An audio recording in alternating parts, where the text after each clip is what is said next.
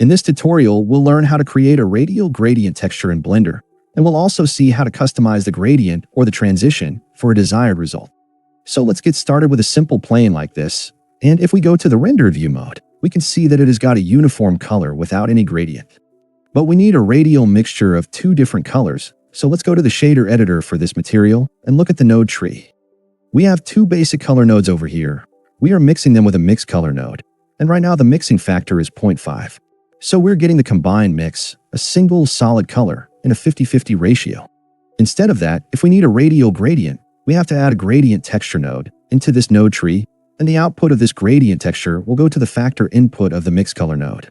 Then we need two more nodes here. First we need a mapping node, then a texture coordinate node, before the mapping node, and then instead of the first socket, we must connect this UV socket to the vector input. So with this node set up in the shader editor, if we go back to the viewport, we will see a gradient mixture of the two colors, but this is a linear gradient, not yet radial. Let's open the shader editor in the bottom, together with the viewport, to see all the changes in real time. Now three things. First, in the UV editor, we have to ensure that the target surface covers the entire UV map like this. If not, just select the target surface. Then from the UV menu, select this reset option. Then back to our original workspace, we have to change the gradient type in the gradient texture. Instead of linear, we need to select spherical. There is a radial option as well, but we cannot actually select that. It will give us a completely different result. So let's go back to spherical, and later we'll see that it works for any shape. We can already observe a radial gradient, but it is starting from this corner point. We need to move its center to the center of the target surface. So in the mapping node, we have to move the XY points by 0.5, and we see a radial gradient around the center of our target surface. If we want, we can also customize the gradient or the slope of this changeover. So we have to go to the Add menu in the shader editor and add a color ramp node, and then place it between the gradient texture node and the mix factor. Now we can move this black handle, which will shorten the gradient belt and increase the first color or the green area.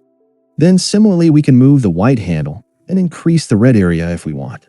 Now we'll see how to apply this setup for a 3D object instead of a plane, so let's first hide this. We can try with a cube, for example, and we'll assign the same material for this cube, which we created for the plane earlier. We can see that the gradient is not correct, it's not radial, so first we have to go to the UV editing workspace, and let's say we just select the top surface. Then from the UV menu, we have to reset the UV map so that it covers the entire UV space. Now back to the main workspace, we can see how beautifully the radial texture is added to the top surface. If you want this on all sides, just go to the UV editor and select all the faces. Then the same steps, reset the UV map so that each face covers the entire UV space or the UV map. Now we can see the radial texture on all sides of the cube, and we can add any kind of customization through this color ramp node. In the last step, we'll take one more example to prove its effectiveness, so this time, let's add a mesh circle from here. Then in the edit mode, we'll construct a new face from here, and like before, we can add the same procedural material for the radial texture, but we can see that it does not work. So go to UV editing, and the same steps, reset the UV map so that the circle takes the entire UV space, and then the radial texture should be visible as expected.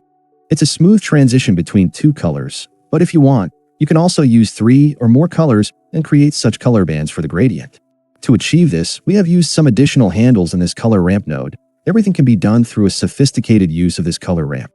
And if you are a member of this channel, you can also download this blend file and get this node set up. So I hope you like this tutorial. Thanks for watching, and don't forget to subscribe to this channel.